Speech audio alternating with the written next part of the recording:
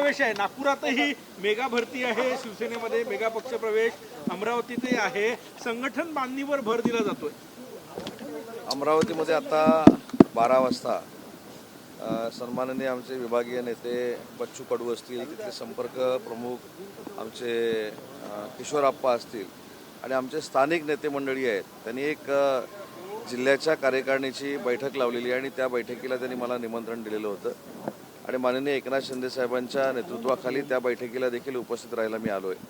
आणि त्याच्यानंतर संध्याकाळी काही महानगरपालिकेच्या निमित्तानं इकडे तिकडे गेलेले जे शिवसेनेचे आमचे पदाधिकारी होते, कार्यकर्ते होते, काँग्रेसमधले काही पदाधिकारी आहेत, यांचा प्रवेश नागपूरमध्ये इथल्या पदाधिकाऱ्यांनी ठेवला आहे आणि त्या प्रवेशाच्या कार्यक्रमाला देखील उपस्थित राहणार आहे। शेवटी सरकारमध्ये काम करत असताना ज्या पक्षामुळं, ज्या नेत्यामुळं, ज्या शिंदेसाहेबांमुळं मी मंत्री झालेलो आहे, तो शिवसेना पक्ष वाढवण्याची जबाबदारी माझ्यासारख्या कार्यकर्त्याची देखील आहे आणि म्हणून अमरावतीमध्ये देखील संघटनेच्या कार्यक्रमासाठी मला निमंत्रण होतं, नागपूरमध्ये देखील संध्याकाळच्या कार्यक्रमाला मी उपस्थित राहणार आहे आणि या 2 कार्यक्रमासाठी आज मी आलेलो आहे। संजय दिना पाटील यांचं कालचा जो वक्तव्य पत्रकारांबद्दलचा होता त्याच्यावर विविध पत्रकार संघटनांनी आक्षेप घेतलं। आज त्यांनी दिलगिरी जी व्यक्त केली त्याची पण भाषा जी आहे ती दिलगिरी कमी आणि मगरुरी जास्त वाटते। नाही, संजय दिना पाटलांना जर तुम्ही जवळून बघितलं तर त्यांचा वागण्याची पद्धतच तशी आहे, त्यांची बॉडी लँग्वेजच तशी आहे, परंतु आज त्यांनी जाहीर पद्धतीनं दिलगिरी व्यक्त केलेली आहे। त्यांनी पत्रकारांच्या बाबतीमध्ये जे काय बोलले त्याचं पक्षानं कुठेही समर्थन केलेलं नाही, त्याच्यामुळे संजय पाटील यांनी स्वतः दिलगिरी व्यक्त केल्यामुळे मला असं वाटतं की तो विषय सगळ्यांनीच थांबवणं गरजेचं आहे। संजय पाटलांसारखा जीवाला जीव देणारा मित्र देखील असू शकत नाही, याचा अनुभव मी देखील गेली 25 वर्ष घेतलेला आहे। आम्ही वेगवेगळ्या पार्टीमध्ये असलो तरी पूर्वीपासूनचे मित्र आहोत। मी देखील काल त्यांच्याशी चर्चा केली, स्वतः साहेबांनी त्यांच्याशी चर्चा केली, साहेबांनी त्याच्यावर खुलासा केला आहे, संजय पाटलांनी दिलगिरी व्यक्त केलेली आहे। त्याच्यामुळे माझी देखील आपल्याला विनंती आहे की भविष्यामधनं राजकारण करत असताना त्यांच्याकडनं अशा पद्धतीची भूमिका परत घेतली जाणार नाही, अशी देखील चर्चा साहेबांनी त्यांच्याबरोबर केलेली आहे। पण त्याच्यामधलं एकच महत्त्वाची गोष्ट की ज्या फेजमधनं आम्ही 4 वर्षापूर्वी गेलो, आम्ही 4.5 वर्षापूर्वी गेलो आणि त्या फेजमधनं जात असताना शिंदेसाहेबांचं नेतृत्व कुणीही स्वीकारलं की त्याला आई बहिणीवरनं शिव्या घालायचा, त्याला मर्डर करतो म्हणून सांगायचं, त्याचा कोतळा काढतो म्हणून सांगायचं, त्याला तुडवतो म्हणून सांगायचं। शेवटी आम्ही पक्षांतर करणं, आम्ही आमचा विचार बदलणं हा डॉक्टर बाबासाहेब आंबेडकरांच्या घटनेनं दिलेला आम्हाला अधिकार आहे। त्या नियमात बसून जर आम्ही संविधानाचा आदर करून जर दुसऱ्या गोष्टी करणार असू तर त्यांची आई बहीण कशाला काढायची? तर सुरुवात कुठनं होते ही देखील विचार करण्यासारखी गोष्ट आहे। परंतु कदाचित हा सगळा राग आपल्या सगळ्यांवर निघाला असेल। त्यांनी स्वतःहून दिलगिरी देखील व्यक्त केलेली आहे।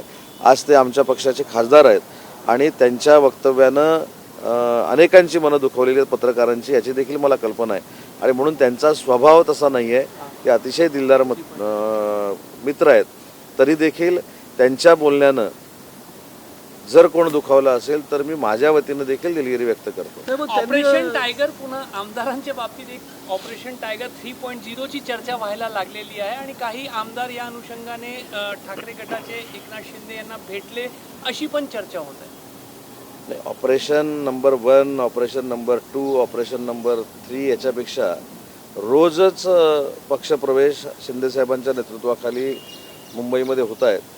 त्याच्यामुळे तुम्ही प्रत्येक ऑपरेशनला आता नंबर द्यायला गेला तर दर दिवशीचं एक ऑपरेशन असं 365 पर्यंत नंबर तुम्हाला द्यावे लागतील। परंतु आमदारांचीच जर इच्छा असेल, महाविकास आघाडीच्या आमदारांचीच इच्छा असेल की आम्हाला एकनाथ शिंदे साहेबांचंच नेतृत्व स्वीकारायचं आहे, तर मग ते आम्ही का नाकारावं?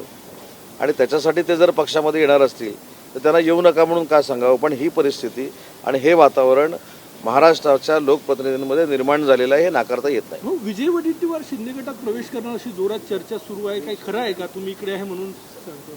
नाही, विजय वडेट्टीवार हे अतिशय आमचे सगळ्यांचे चांगले मित्र आहेत, माननीय एकनाथ शिंदे साहेबांचे देखील अतिशय जवळचे मित्र आहेत। पक्षप्रवेशाच्या संदर्भामध्ये विजय वडेट्टीवार साहेबांनी आमच्याशी कधीही चर्चा केली नाही, पण विजय वडेट्टीवारांसारखा विदर्भातला एक ताकदीचा नेता, लोकांमधला नेता, ज्याची नाळ लोकांशी जुळलेली आहे, यांनी जर माननीय एकनाथ शिंदे साहेबांबरोबर काम करण्याचा निर्णय घेतला तर सगळ्यात जास्त आनंद असणारा मी असेन कारण मी विजय वडेट्टीवार साहेबांबरोबर देखील काम केलेलं आहे. हो, तुम्हाला नाही अशी काही चर्चा आहे का तुमच्या पक्षाकडून त्यांना घेतलं जाईल का घेणार आहे की चर्चा सुरू आहे कसं काय आहे का? नाही, चर्चा नाही. तुम्ही जो मला प्रश्न विचारला की विजय वडेट्टीवार साहेब भविष्यामध्ये आले तर तुमची भूमिका काय, तर आले तरची भूमिका अशी आहे की एक चांगला नेता, लोकांशी नाळ जुळलेला नेता जर आमच्या पक्षामध्ये येणार असेल आणि साहेबांशी चर्चा करून नेतृत्व स्वीकारणार असेल तर कोणाला नको आहे. काही घडामोडी सुरू आहे का मुंबईत या सगळ्या संदर्भात? मला असं वाटतं या संदर्भामध्ये घडामोडी जर सुरू असतील तर त्याची कल्पना मला काही नाही आहे.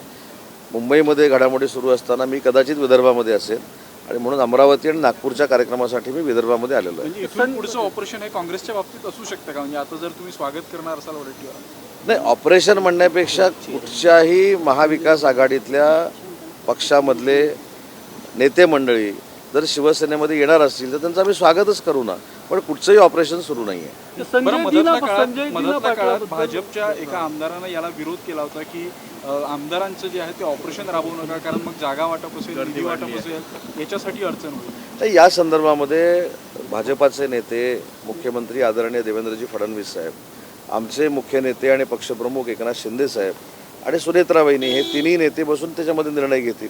त्याच्यामुळे कोणाला पक्षात घ्यायचं, कोणाला पक्षात घ्यायचं नाही, हा शिवसेनेमध्ये पूर्ण अधिकार माननीय एकनाथ शिंदे साहेबांचा. बरं, आज संजय राऊत यांनी एक ट्विट केलेलं आहे. त्यांनी अयोध्येतल्या राम मंदिराला एक 4 किलोची चांदीची वीट आणि 1 कोटी रुपये दिले होते. आता ज्या पद्धतीनं त्या मंदिरात घोटाळा होतोय तर ते प्रश्न विचारतात की ती वीट आणि ते पैसे कुठे गेले. उद्धवजींनी आपल्या खिशातून ते 1 कोटी दिले होते असं उल्लेख. नाही, आता कोणी कोणाच्या खिशातनं दिले की दुसऱ्याच्या खिशातनं दिले मला माहीत नाही, पण या संदर्भामध्ये अयोध्येच्या बाबतीमध्ये SIT नेमली गेलेली आहे, त्याच्यामध्ये ह्या सगळ्या गोष्टी येतील ना. आता SIT नेमली गेलेली असताना उत्तर प्रदेशच्या सरकारचा प्रश्न असताना मी महाराष्ट्रामध्ये त्याचं उत्तर देणं योग्य नाही, परंतु प्रत्येकाची अपेक्षा आहे की अयोध्येमध्ये जर काय अनियमितता असेल किंवा काही भ्रष्टाचार झाला असेल त्याची चौकशी झाली पाहिजे. ऑपरेशन टाइगर को लेकर चर्चा हो रही है, विधायक भी एकनाथ शिंदे के साथ जुड़ सकते हैं. मैंने यही कहा कि अगर महाविकास आघाड़ी के कार्यकर्ता, नेता, आमदार अगर हमारे साथ आने वाले हैं लेकिन कौन सा भी ऑपरेशन चालू नहीं है, उनका हम स्वागत करेंगे. अगर उनको रियलाइज़ हो गया है कि माननीय एकनाथ शिंदे साहब का ही नेतृत्व जो है वो आगे जाके उनको ताकत दे सकता है, उनको निधि की उपलब्धता करके दे सकता है, तो उनको भी समझ में आया रहेगा कि वहाँ ही जाना पड़ेगा. तो अगर आने वाले हैं तो उनका स्वागत करेंगे. विजय वडेट्टीवार के नाम की भी चर्चा है कि वो एकनाथ शिंदे के साथ जा सकते हैं. नहीं, वो आएंगे नहीं आएंगे इसके बारे में मुझको पता नहीं है, लेकिन विजय वडेट्टीवार जी एक विदर्भ के स्ट्रांग नेता है, ताकतवर नेता है. अगर वो माननीय एकनाथ शिंदे साहब का नेतृत्व स्वीकार करके अगर उनके साथ आ जाते हैं तो उसका आनंद सबको है. संजय राऊत म्हटले की सत्ता नसेल तेव्हा यांची अवस्था काय होईल कळेल. हे सत्ता नसेल तेव्हा बघू ना. संजय दिना पाटलांबद्दल एक मी त्यांचा तो व्हिडिओ पूर्ण पाहिला. ते त्या संपूर्ण व्हिडिओवर विनंती करत होते की मी तुमच्याशी पुरेसं बोललो आहे, आता नका विचारू मला, खूप झालं हे. आणि त्यांनी हे सांगितलं की माझ्या आई वडील घरच्यांना नका आणू तुम्ही, मला काय विचारतात. तर काही इलेक्ट्रॉनिक मीडियावाले त्यांच्या घरी घुसले, घरात जाऊन त्यांचा रोष तोही होता. तर हा अतिरेक होतो असं वाटत नाही का मीडियाकडून? आता मी जर ते म्हणत होते की नका विचारू, अतिरेक होतोय न होतोय ह्याच्यावर जर बोललो तर मी अडचणी देऊ शकतो. फक्त माझी विनंती अशी आहे, मगाशी संजय दिमा पाटलांच्या बाबतीमध्ये मी हेच सांगितलं की मित्र म्हणून अतिशय दिलदार संजय दिना पाटील आहेत. काही अडचणीमुळं, काही चिडल्यामुळं त्यांच्याकडनं काही शब्दप्रयोग झाले असतील, पण त्याबद्दल त्यांनी दिलगिरी व्यक्त केलेली आहे. त्याच्यामुळे मला देखील तमाम पत्रकारांना एक विनंती करायची आहे की तुम्ही देखील समजून घेतलं पाहिजे, तुम्ही देखील थोडा त्यांच्या मानसिकतेचा विचार केला पाहिजे. ती व्यक्ती तशी नाही आहे आणि त्यांनी माफी मागून दिलगिरी व्यक्त करून या सगळ्या प्रश्नाला पूर्णविराम दिलेला आहे. संजय राऊत असंही म्हटले की 50-50 कोटी रुपये देऊन तुम्ही तुमचा पक्ष वाढवला, तुम्ही काही संत महात्मा नाही. संत महात्मा कोणच नाही आहे, त्याच्यामुळं संत महात्माची उपमा देण्याची गरजच नाही. पण 50 कोटीचा आकडा 4.5 वर्षापूर्वीचा होता, तो व्याजासकट आता कदाचित वाढला असेल असं आम्हाला सगळ्यांना वाटलं होतं, पण 4 वर्षानंतर देखील तो तेवढाच आकडा आहे. पण हा सगळा फेक आहे. अशा बाबतीत कोणीही व्यवहार केलेले नाहीत. साहेबांच्या नेतृत्वावर, शिंदे साहेबांच्या नेतृत्वावर आकर्षित होऊनच या 6 खासदारांनी शिवसेनेमध्ये प्रवेश केला. संजय दिना पाटिल ने वो जिस तरीके से सफाई दी, दिलगिरी भी व्यक्त की, उसके बाद भी उनकी भाषा को लेकर सवाल उठाए जा रहे हैं। नहीं, आप अगर उनको मिलोगे तो बचपन से ही वो ये उनका व्यक्तिमत्व ही ऐसा है, लेकिन वो बहुत दिलदार एक दोस्त है और उन्होंने अभी दिलगिरी व्यक्त की है। आगे जाके ऐसा नहीं होगा ये भी उन्होंने बयान दिया है। तो मेरी भी आपसे विनती है कि अभी वो जो सब्जेक्ट था उसको फुल स्टॉप देना चाहिए। संजय राउत जी ने एक ट्वीट किया, राम मंदिर को कुछ ईंटें और करोड़ रुपए दान किए थे। उसकी राम मंदिर के बारे में SIT लगी हुई है, उसमें जो कुछ आगे जाके क्लियर होगा उसमें कौन दोषी रहेंगे, कौन गिल्टी रहेंगे, उनके ऊपर कार्रवाई होगी। उद्धव ठाकरे पाण्याच्या बाबतीत डेटा सेंटर सुरू करतात, त्याला सुधीर मुनगंटीवारांनी विरोध केलेला आहे. इतर देशांमध्ये जेव्हा असे प्रयोग झाले ते अयशस्वी ठरले त्यांच्या 2023च्या कायद्याप्रमाणे जर आम्ही डेटा सेंटर करायला गेलो तर सुधीर भाऊंच्या मनातली शंका ही योग्य आहे. परंतु 2024ला जी ग्रीन डेटा सेंटर पॉलिसी आली त्याच्यामध्ये ह्या सगळ्या गोष्टी इन्क्लूड केलेल्या आहेत आणि MMR रिजनमध्ये होणारा डेटा सेंटरचा जो काही प्रकल्प आहे तो 100% सांडपाण्याचं तरसरी करून तरसरी प्लांट लावून तेच पाणी डेटा सेंटरला वापरावं अशासाठी ॲमेझॉनसारखी कंपनी असेल, त्याच्यानंतर ब्लॅकस्टोनसारखी कंपनी असेल, हे 2-2 हजार कोटी रुपये खर्च करायला तयार आहेत. तरी देखील या सगळ्या शंका कोणाच्याही मनात राहू नये यासाठी अनिल काकोडकरांच्या नेतृत्वाखाली समिती स्थापन करण्याचा निर्णय आम्ही घेतलेला आहे आणि या समितीचं अध्यक्षपद अनिल काकोडकर साहेबांनी स्वीकारावं अशी त्यांना आम्ही विनंती करणार. उद्धव ठाकरे आज बागी सांसदों के इलाकों का दौरा करते हैं, इस दौरे को कैसे देखते हैं आप? इसलिए उनको शुभकामनाएं है मेरी. पुढचं ऑपरेशन हे काँग्रेसमधून आहे का तुमचं? हे मगाशी याचं मी उत्तर दिलं. महाविकास आघाडीचे अनेक कार्यकर्ते, अनेक नेते, अनेक आमदार असतील, त्याच्यामध्ये अजून कोण असतील, यांना 100% माननीय एकनाथ शिंदे साहेबांच्या कार्यप्रणालीवर जर विश्वास असेल तर ते स्वतःहून येत आहेत.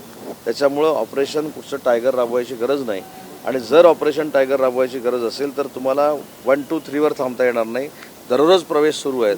त्याच्यामुळे 1, 2, 1, 6 365 365 दिवसापर्यंत हे ऑपरेशन राबवावं लागेल. उद्धव ठाकरे आज दौरा करते विदर्भात 2 दिवस करत असणार आहे. हा दौरा आता होतो आहे. अनेक कार्यकर्ते जे म्हणणं आहे की खूप उशीर झालेली आहे. आता तरी होतोय म्हणून त्यांना शुभेच्छा. चला.